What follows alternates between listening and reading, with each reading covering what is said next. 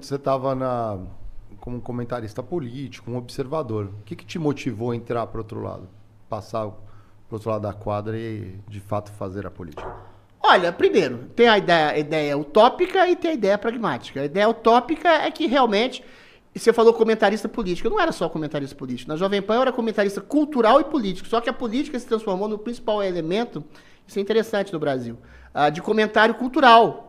A política virou um espetáculo, que é inclusive o tema desse programa aqui. Virou um espetáculo de entretenimento e um bom espetáculo de entretenimento. Eu acho que isso ajudou muito a amadurecer o que é direita, o que é esquerda, quais são os princípios, quais são os ideais de uma e outra, o que é centro, o que é centrão, quem são os juízes do STF.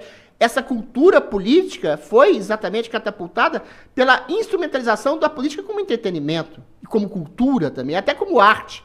Às vezes como uma péssima arte, né? Então eu comentava sobre isso tudo, comentava desde fofoca da Anitta até a questão do STF, da ditadura, do Bolsonaro, da Covid, ou seja, era uma grande mistureba. A Jovem Pan tive bons períodos lá nesse sentido, e isso fez com que eu, eventualmente, me interessasse cada vez mais pela política, e eu que sempre escrevi, sempre comentei, sempre atuei como jornalista e escritor, quis passar da palavra à ação. Essa é a parte utópica. Agora, tem a parte ruim também. A parte pragmática, o que se chama de elemento profissional da direita, cabe numa Kombi. São 2 ou 3 pequenas emissoras, 3 ou 4 podcasts, e eventualmente eu fiquei sendo sem espaço. Uma vez que a Jovem Pan se adequou e se deixou censurar totalmente pelo regime, tirou todos os comentaristas quando o Lula ganhou as eleições, tirou quase todos os outros comentaristas quando houve o 8 de janeiro, por medo de um inquérito lá, isso a gente pode entrar em... Não, mas ela espalhou fake news, um monte de coisa que... Eu não acho que a Jovem Pan tenha espalhado fake news, depende qual.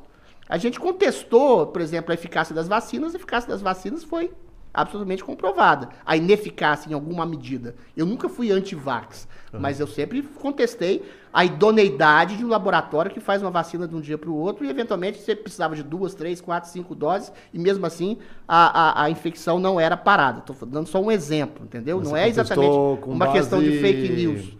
Todo mundo pode contestar e ter dúvidas, né? Mas eu, quando não é de uma área que eu estudo, eu procuro quem é da área. Também acho, concordo com você. Não adianta pegar uma médica japonesa lá que foi lá... Mas você está vendo as pessoas que estão continuando a morrer. Você está pegando uma vacina que você pega 1, 2, 3, 4, 5 doses e ela não inibe o contágio. Então, há alguma coisa estranha aí. O que eu preconizei na época, e vários colegas meus da Jovem Pan, foi uma investigação mais profunda. Eu nunca ataquei pedra na vacina. Estou dizendo só um exemplo nesse sentido. Agora, havia perseguição, havia, assim, a Jovem Pan era a única emissora, à época que eu trabalhei lá, que havia pessoas realmente de direita, de esquerda, de centro, todos os matizes. Aí era vista como uma emissora de direita e foi perseguida de uma maneira massacrante pela justiça, até que a Jovem Pan cedeu, entregou os anéis e todos os dedos. Mas o que a gente está falando mesmo? Justamente disso, por que você foi para... Aí eu fui também porque eu fiquei meio à deriva, né? Me fizeram uma acusação absurda, me chamaram de nazista, porque eu dei um tchau na televisão uma vez. Não fiz nada, eu dei um tchau. Uma das coisas mais tapafúrdias que eu já vivi na minha vida.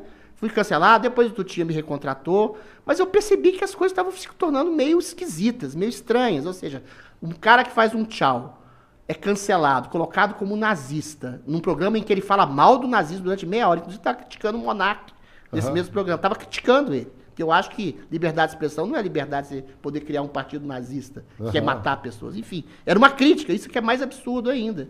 Entendeu? Então eu percebi que havia uma movimentação... não só a política institucional e até do judiciário, mas da própria grande mídia.